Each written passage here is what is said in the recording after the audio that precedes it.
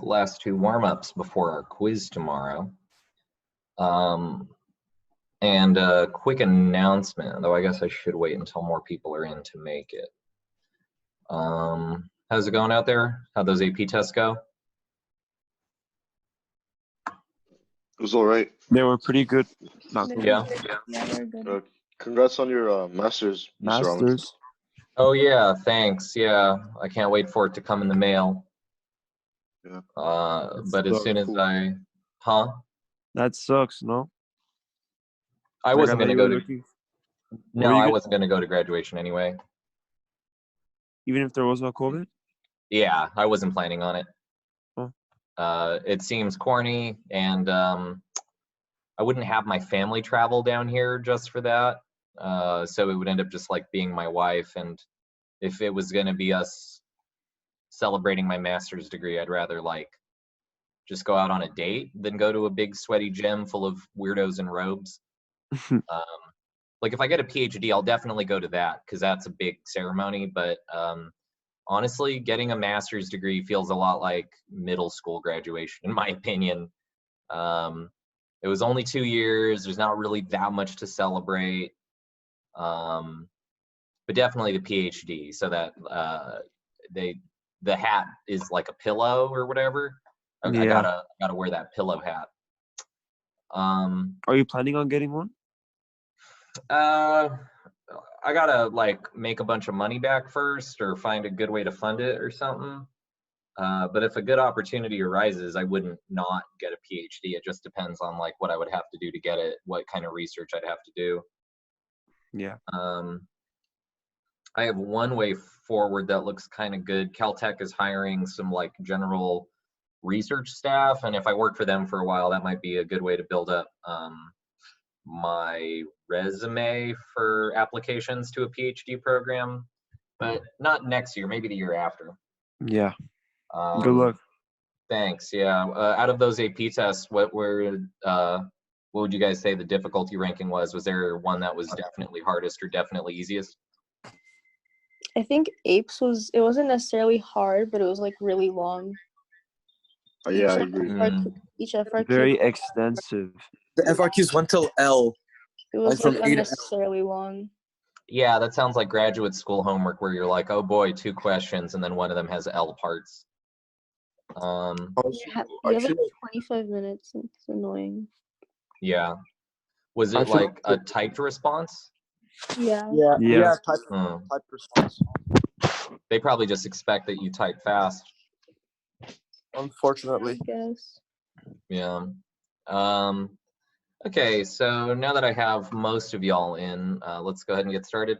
So the first quick announcement, though, I already have 3 of the review assignments turned in, so I guess some of y'all already noticed. The mid-chapter review, I typed in, I don't know, clumsy fingers when I did it, I guess. I said it was page 1051. It's actually page 1015. Item number 2, congrats on being done with AP tests. All you have left are your non-AP classes, which I guess if you're in all of them, that's just me and what else? Armenian? Is that all you guys have left? Armenian, I guess. Yep. Yeah. Oh, word. Yeah. So I guess, yeah, I'm going to be giving you guys your last 2 exams of the year, which there's only 2 left. So tomorrow we have the quiz that I talked about. It's pretty straightforward, but since we did the like overview of it more than a week ago, I'm going to run through it again one more time. And I actually realized I ran through the overview, but I didn't like write down the equations at the end because there's basically only 3 equations that you're going to need outside of regular old number sense. And then after that, we have 3 more sections. And those 3 sections will be about the fundamental building blocks of statistics. So what is counting theory and how do we use it to quickly calculate probabilities? And then the chapter test, which again won't be cumulative. So the chapter test at the end of all this is going to be based on the last 3 sections and the last 3 sections only. And then it's summer and we can all go party or whatever social distancing approved activity we want to do for 3 months. But yeah, are there any questions on like how the year ends? No? Is there anything we're gonna get like that would replace the final, or is it just their exam? Okay. Yeah, no, there's nothing that will replace the final. So your grade is 50% the last quarter, 50% this quarter. So this last test, this last quiz are your last chance to affect your grades. Though I think for most people, that's probably for the best, just because the class average grade is really high right now. Moreover, up until grade books are closed, if you have anything late that you're missing, feel free to turn it in and you'll still get back most of the credit. I'm not giving zeros on any late stuff turned in just because I know working from home poses some unique difficulties. Anyway, just to kind of get us back in the swing of things, just as a quick way to review everything. Item number 1, sum the first 675 terms of the following sum and write it out in sigma notation. And we're going to actually take another we're going to take an interesting look at what this summation equation here is actually doing by looking at the graph of this equation. When it comes to this equation, is this arithmetic or geometric? Arithmetic. That is arithmetic. And is this an infinite sum or a finite sum? Finite. It's finite. So you should be able to do that. So of course, first figure out the explicit equation and then write that into sigma notation, and then go through the rigmarole of taking a finite arithmetic sum. Item number 2, I'm giving you some sort of geometric sequence, and I want to know why can't we sum every term? So a good way to answer this question is to write it out in its explicit form, like go ahead and do that, and then try and give me a brief explanation as to why this particular geometric sum can't be taken. And then this last item down here, I won't be asking anything like this on the quiz, not explicitly, but I just want everybody to remember what this exclamation mark means, like what it is that we're asking to do here. And this right here can actually be simplified. What I recommend doing is write out the first few terms of both of these, like what this means and what this means, and most of the terms will cancel and you'll be able to write it out as just like a small handful of terms. Go through these 3 and then I'll rehash the review of stuff that I said you should know about, along with the 3 equations that you need to do well tomorrow. Also, did anybody check out those YouTube videos I posted? The ones about the sum of all of the integers from 1 to infinity? Oh, I was gonna look at it, I forgot. I posted it a while ago, and I like watched it the first time you did. Oh, word, yeah. Isn't that a lot of stuff? Yeah. The one really good lesson to take away from that video about mathematical approaches in general, especially if you're headed towards physics or engineering, is that a bunch of the what makes that problem approachable, like kind of from first principle, is the fact that you can take rectangular coordinates, x and y, and you can convert them to cylindrical or circular coordinates, so r's and thetas, and a bunch of functions which seem to be infinite as they go out left to right. If you take those objects and wrap them around a donut, it forces them to be finite and shows that certain things can actually be converged if you calculate them in terms of r and theta instead of in terms of x and y. That video goes crazy with it. Like it makes a really extreme pass at the use of those mathematical techniques. But something I've learned as a physicist is that, yeah, if you can't get a problem to work out in x and y, maybe force it into r and theta and give it another shot. Life advice.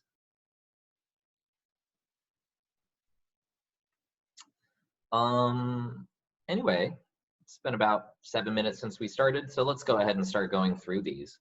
Item number 1. What is our explicit equation here in item 1? And I'm just going to kind of box this off.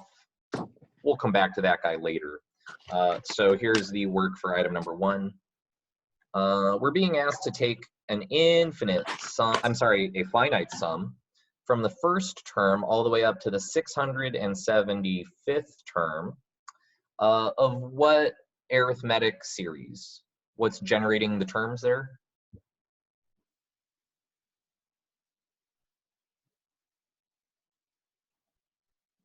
What's our common difference? Adding 3. Adding 3. We're adding 3 Plus each 3. time, so that'll be 3n, like a linear equation here. And then, what is our constant? So we plug in 1 and we get back negative 103. What does our constant have to be if that's the case? Minus what? 106. Negative 106, 106. right? Yeah, because if you plug in 1, you'll get positive 3. And if you want negative 103 to be your outcome, the constant there needs to be negative 106. And now if we want the sum of the first 675 terms, what's our formula here? Or I guess I'll write it as S sub n to start off with before we plug anything in. And Mr. Robinson, isn't it if it's minus negative 106, wouldn't it be plus 106? If it's minus negative 106. So the whole point of this object here is we want to make it so that when we plug in the correct n value, we get the correct value output for d. So this is such that if I plug in 1, it'll be 3 minus 106 for negative 103. If I plug in 2, it'll be 6 minus 106, which is negative 100. I think this correctly describes that. Yeah, okay. Okay, yeah, so what is our finite sum equation for an arithmetic sequence? This is the one that Gauss came up with when he was a child. n open parentheses, the first term plus the nth term over 2.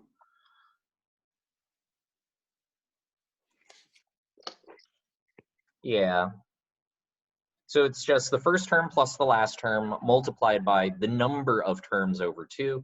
The logic here being that the first term and the last term will add up to a specific paired off value, and that every single value as you move into the middle is going to pair off in the same way, because as we move in from one side, we add 103. As we move in from the other side, as we move in from one side, we subtract 3. As we move in from the other side, we add 3. So the changes in the sum of the pair is 0 as we move towards the middle. So that is to say, before we do anything here, we're going to need that 675th term. So d sub 675 is going to be equal to 3 times 675 minus 106. And what is that? 1919. Oh, what a coincidence. It's the year I was born. Anyway, that is to say that the sum of the first 675 terms has to be equal to 675 divided by 2 times negative 103 plus 1919. And what did we get out there? 193,050, I think.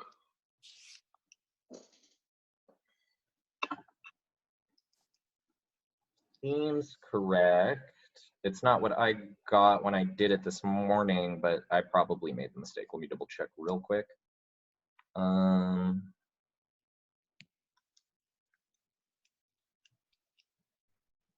That is not what I got. Yeah, Is it 612,900? Yeah, That is what I got. That's the right one.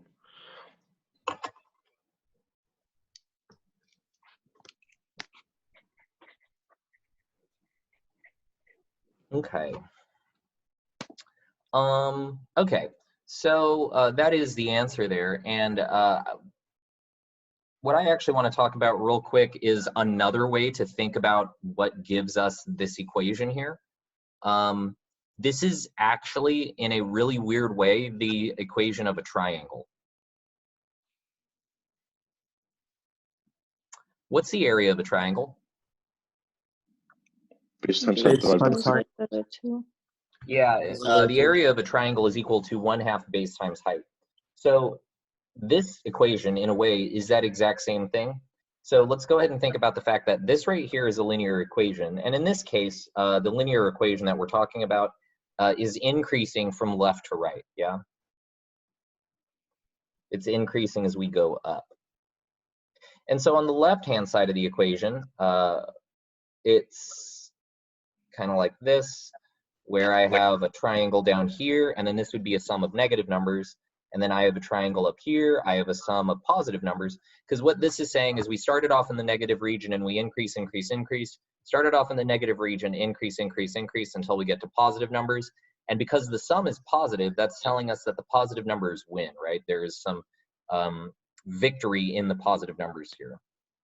Another way to think about what this equation is doing, if you don't like the pairs explanation, is it is finding the area of the triangle and adding all of it up. And here are the bits and pieces. As we go from left to right, this is counting out ends, yeah? So in this dimension, this is our ends. However, we're plugging in ends and we're getting out a sub ends.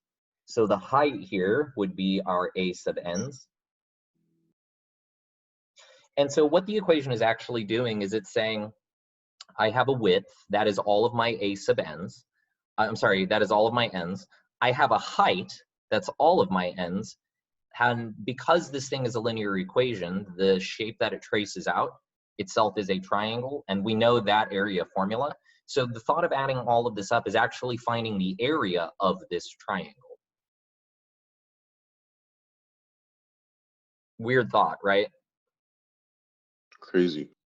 The reason why I talk about this now is that this is a major topic of discussion next year in calculus. Most of calculus is about finding relations within graphs that you didn't realize were there this entire time. The area underneath a curve being just one of them. Item number, of course, you don't need to know this for the quiz. This is just a separate justification for why this is true. What's up? This is for finite arithmetic. Finite? Finite arithmetic, sorry. Yeah, finite arithmetic. I said everything wrong. But it's for that. It happens. Yeah, and pronunciation is so hard to learn, yeah. Anyway, what's up? This equation is for that only. The S of n. Yes, this equation is for finite arithmetic only. You can't actually take the infinite arithmetic sum of anything until you get to college and you try and debate the outcome of the Riemann zeta function. Okay, thank you. Yeah, so we'll recap it at the end when I go over what's on tomorrow's quiz one more time. There are only 3 equations that you need to know, finite arithmetic being one of them. Item number 2. So this infinite sum can't be taken. Being asked to add up every term in a sequence or being asked to take an infinite sum are the same thing. So for item number 2 here, C is equal to 4, comma, negative 4 over 3, comma, 4 over 9. Let's go ahead and talk about why that can't be done. Item number 2. So we're being asked to take the infinite sum here from 1 to infinity of what series, what generates those terms? 4, negative 4 over 3, 4 over 9, da da da da da da da.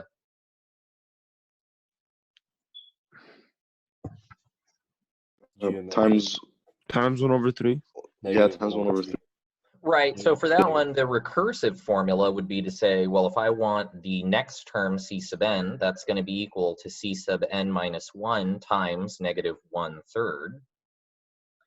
But in order to do this, we want the explicit form. So if you're multiplying by a number every time you take a step forward, what kind of equation is that? What function is that?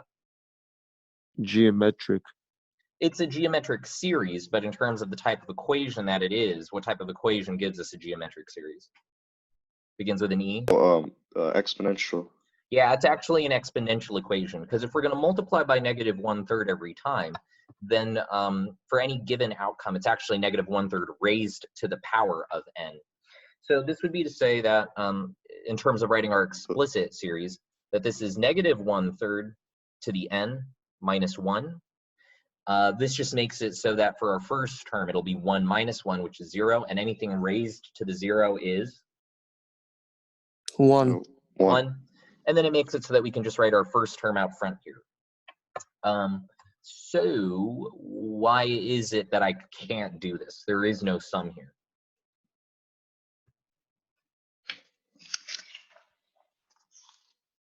It's not between 0 and 1. Yes, that is correct. Sorry, trying to fix the graph real quick. Yeah, so the easiest, most pre-cal way to say this is that because our common ratio R is not in between 1 and 0. Yeah, because R is not explicitly between 1 and 0. This is a required condition of using the infinite geometric series. And because it doesn't meet that criteria, it doesn't apply here. What's another way to think about it? Like, what is our mathier way of it trying to explain why this doesn't work?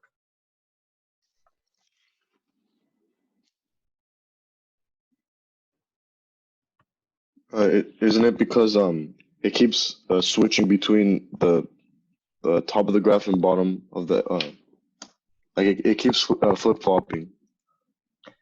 Yeah, because a negative number raised to an odd power gives us what kind of value output? Negative. Negative. And if it's an even power, a negative number to an even power gives us a positive. A positive So it value. keeps switching. It keeps switching between positive and negative. So as we move towards the end, the numbers may keep getting smaller, but they don't converge. They don't converge on anything that we can talk about intelligently. So keep in mind that when it comes to the infinite arithmetic summation equation, there are requirements that we have to meet before we just plug and chug unintelligently. Because you could take the negative 1/3 and plug it into the infinite sum equation for a geometric series, but it would return to you nonsense. And then item number 3 here. Like I said, this isn't a thing that is really big on the quiz. I may ask you to do factorial work in the first part of the quiz if I'm just asking you to write out a sequence or something easy or whatever. But we'll be using factorial manipulations a lot more in the second half, which is why I want to talk about this real quick.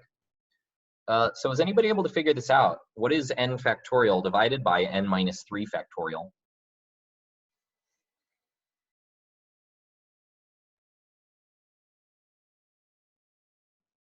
Anybody?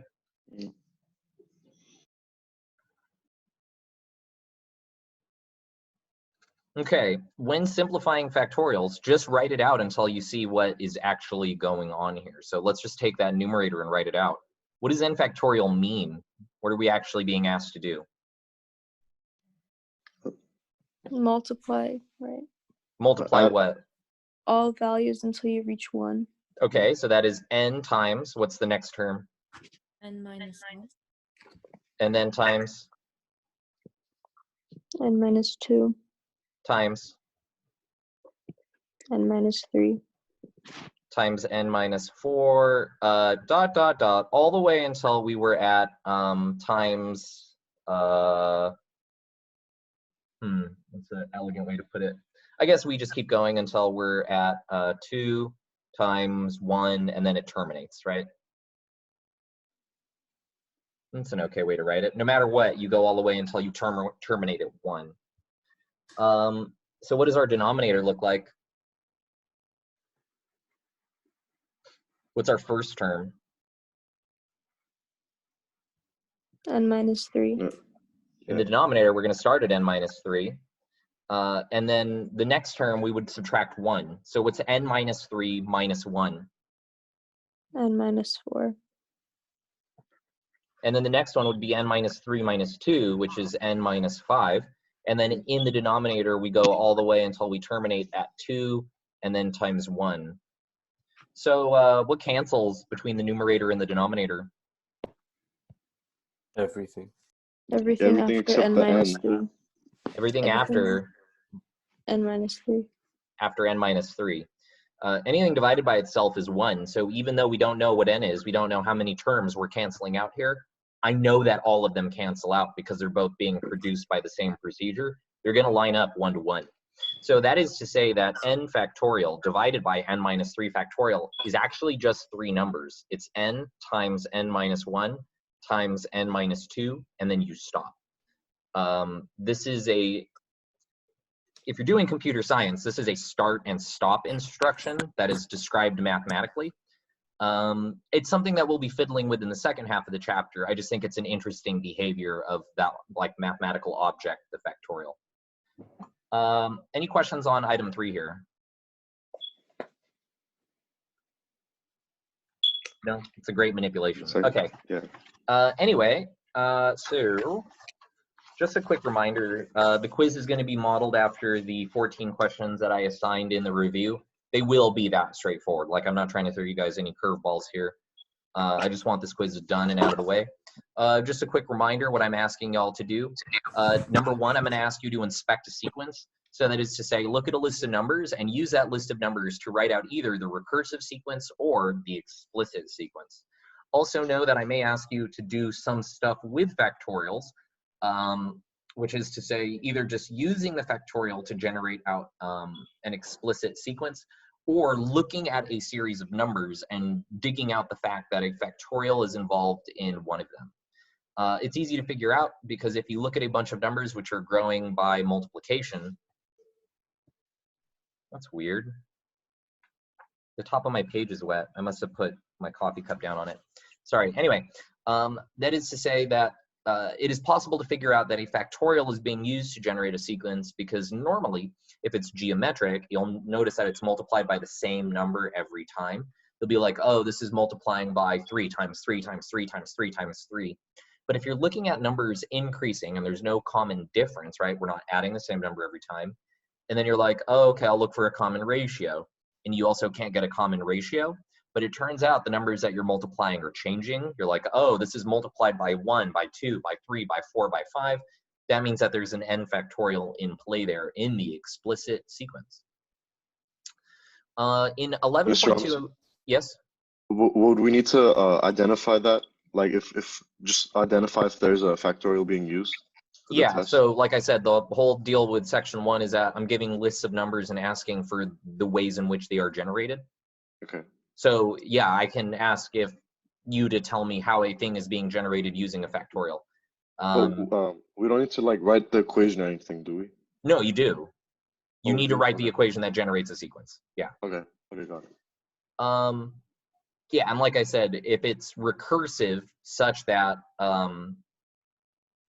the thing that gives away an arithmetic sequence is that the recursive version of it. So a recursive factorial looks like this. A sub n is equal to n times a sub n minus 1. The thing that you're doing as you step forward, right? What this is saying is that as I move forward, I'm going to go from A1, and then A2 is actually just going to be A1 times n, and then A3 is going to be A1 times n plus 1, all as we go on.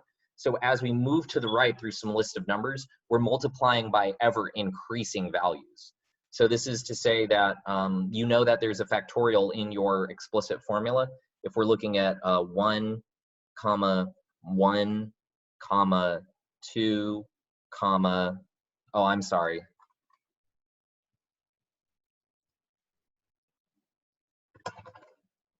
I guess it would only double if you did something fancy. But 1, 2, 6, 18, where this isn't a common difference, because I'm definitely not adding the same digit every time. And then if we try and figure out what the common ratio is, from here to here, it's times 2. From here to here, it's times 3. From here to here, I can't do math.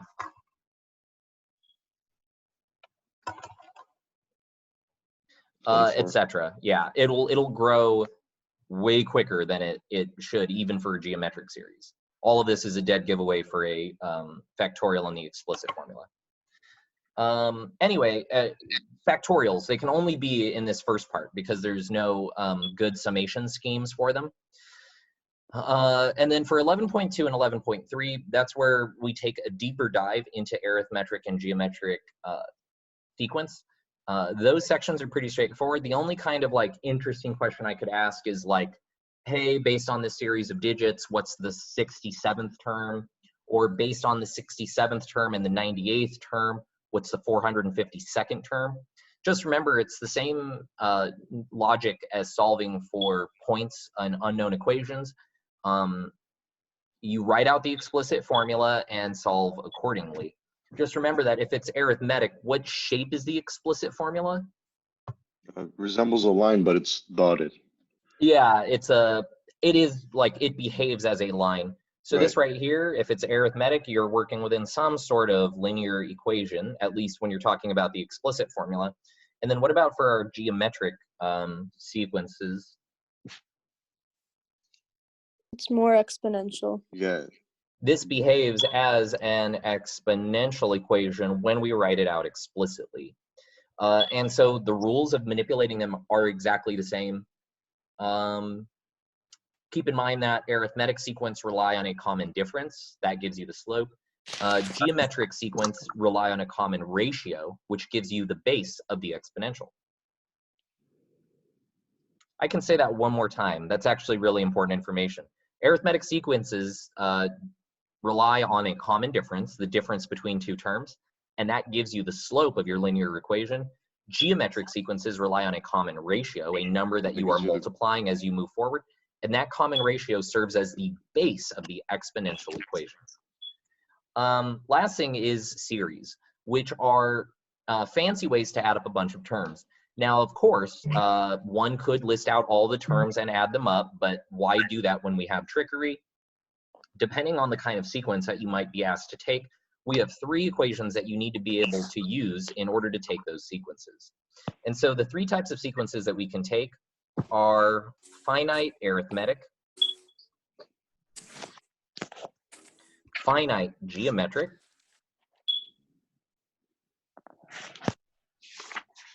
and infinite geometric.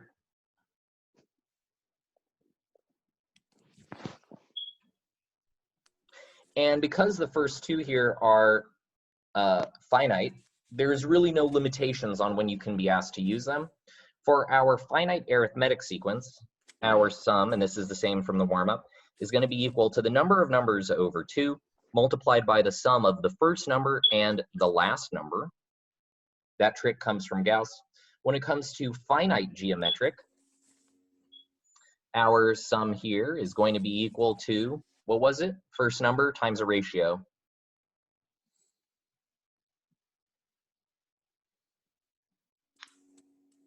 Involving the common ratio, oddly enough. Yeah, 1 minus r to the power of n. Divided by? Divided by 1 minus r. Yep. And if you ever want to have a good time mathematically, look up the derivation for this, because boy, that is one of the most elegant derivations that I have memorized cold. It's a good time, but I'm not going to ask you to manipulate the, yep. Yeah. Yeah. The part of the, yeah.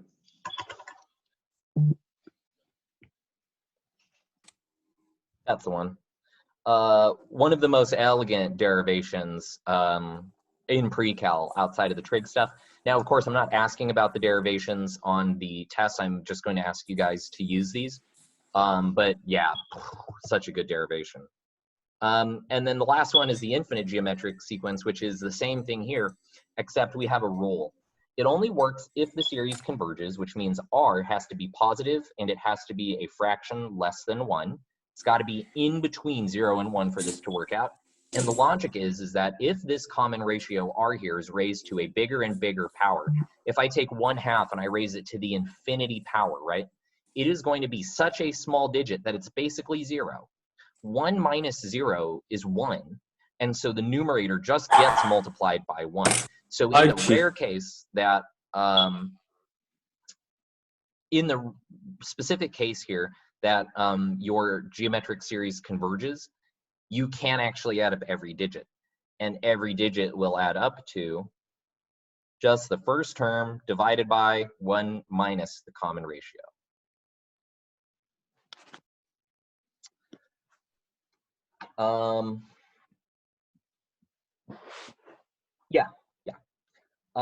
Anyway, that'll be it. And like I said, I'm going to model it based off of the 14 questions that I assigned in the review. I might put an interesting spin on some of them. Nothing too crazy. And based on the notes that we did in the conceptual stuff, like why it is that certain things can't be added up, that is where I will source a straightforward bonus question. There will be one bonus question based on the concepts that we laid out in the last few days before you guys headed out. So if you have those notes, I would review them one time. This time is yours, and if you have any questions from the review because you're one of the people who've already like made significant progress through it, we'll just hang out and work on problems for the next 15-ish minutes. Otherwise, if you're cool, or if you just want to like go off and study on your own, since you probably have the rest of the day off to do that with, feel free to head out, and I'll see you guys tomorrow at about this time for that quiz. All right, see you, Mr. Robinson. Peace, take it easy.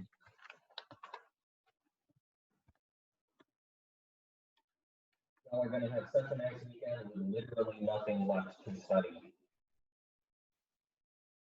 The first weekend that'll be true in a long time. Yeah.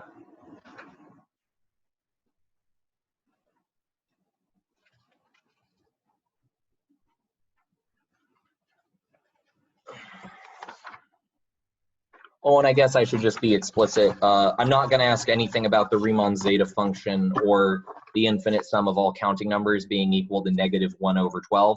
I'm not going to ask that in the bonus question. That's way too heady. That requires watching a 30-minute video.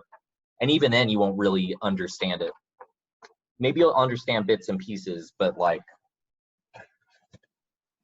there's probably 100 people on the planet who really understand what that question is getting at.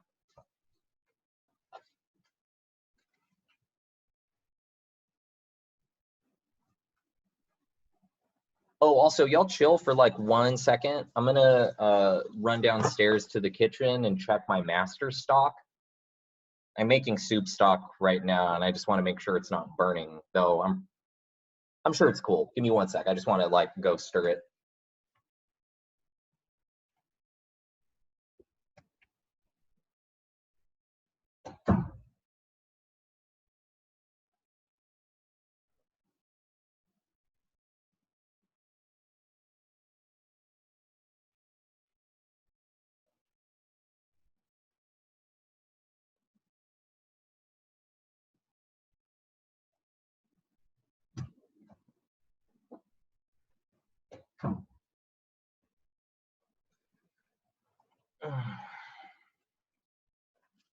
Okay, sorry about that.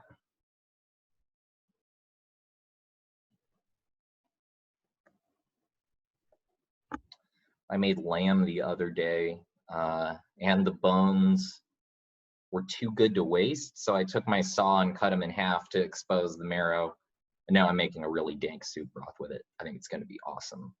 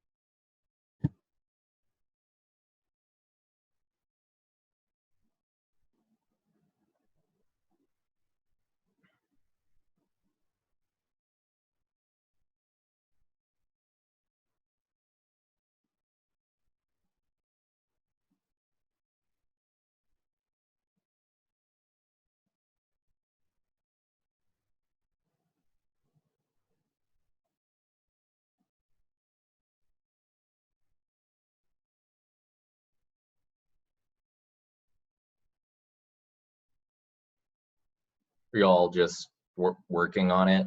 Did you guys just like not do it until now?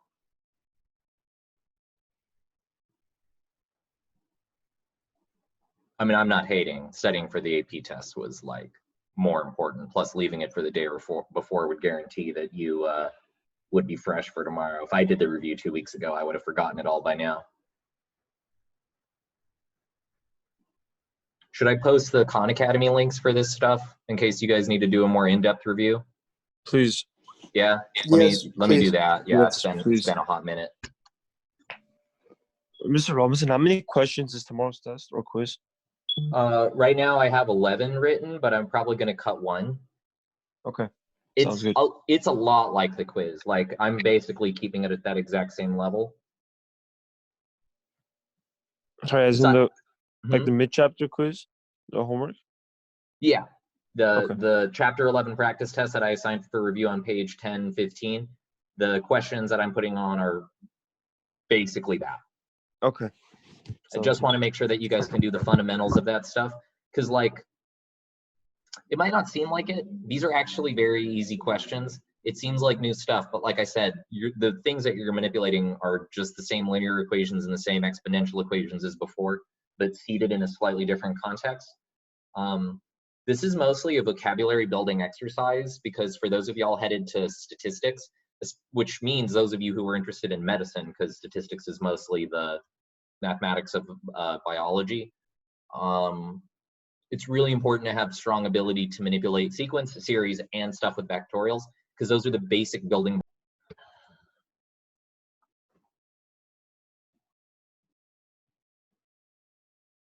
Oh, and I know that like y'all aren't graduating this year, unless you are, because you're making the jump to community. I don't know if that counts. Anyway, did y'all see that there's a group putting on a graduation ceremony in Minecraft for everybody who's not graduating normal?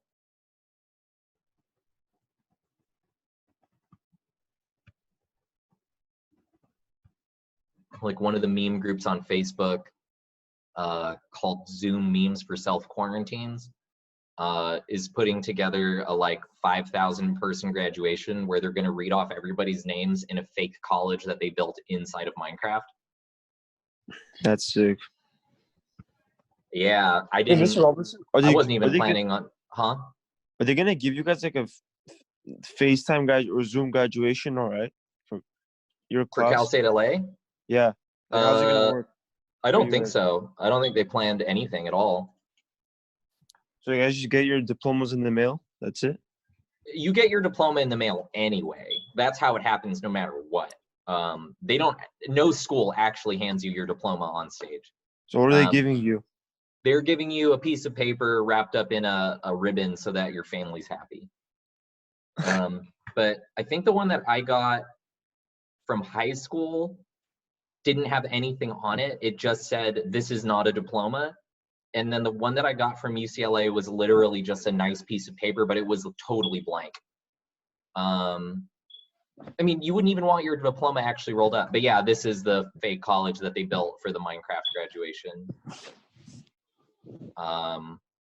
which I think is hilarious. Sorry, I'll stop procrastinating. Let me get back to digging up all those Khan Academy links. I'm like halfway there.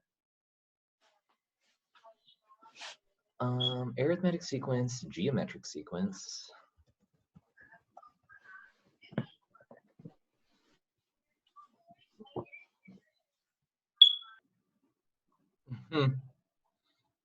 All of the content that I taught you guys is pre-calculus, except for infinite geometric series. That technically falls under the calculus section of Khan Academy.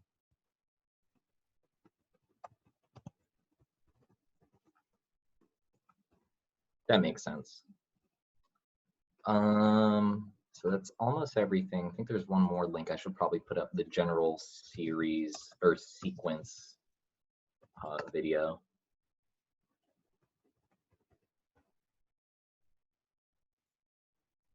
Yeah, I love this set of review videos I'm putting together. At one end, it's at one end, some of these videos are algebra 1 because technically mathematical sequences are algebra 1 stuff. But at the end of this section for the quiz, the infinite geometric series equation is from calculus. I guess that's pre-cal, right? Pre-cal is supposed to be the bridge that takes you from algebra to calculus. Lol.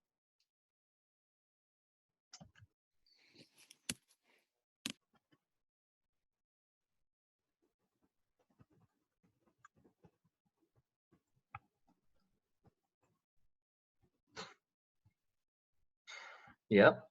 Algebra, algebra, algebra. Pre-cal, pre-cal. AP calculus BC.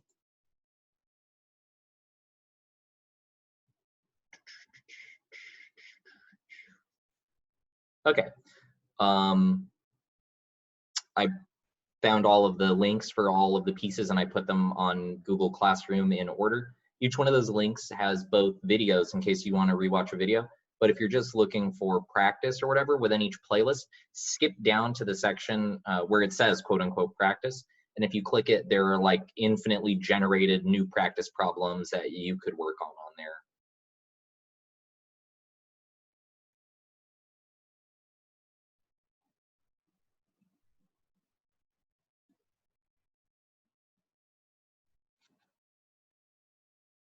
And I'm still teaching in the, today is a little weirdly busy.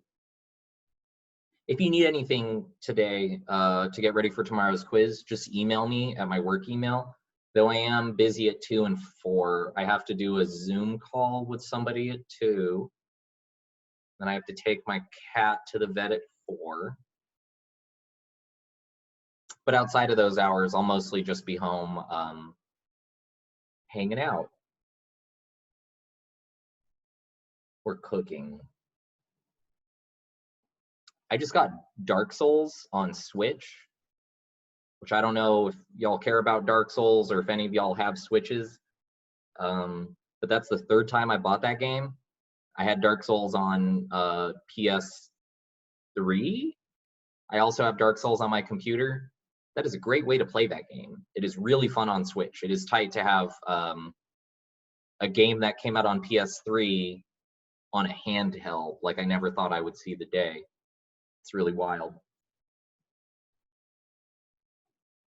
Anyway, if there's no questions, y'all have a nice day. And like I said, if y'all need anything during the day, into the evening or whatever, shoot me an email and I'll address it before the quiz. Or if I don't or whatever, if it comes too late and I don't see it, I'll answer and address any of that stuff before the quiz begins tomorrow morning. See you then at 8:15. Ms. Robinson. Peace.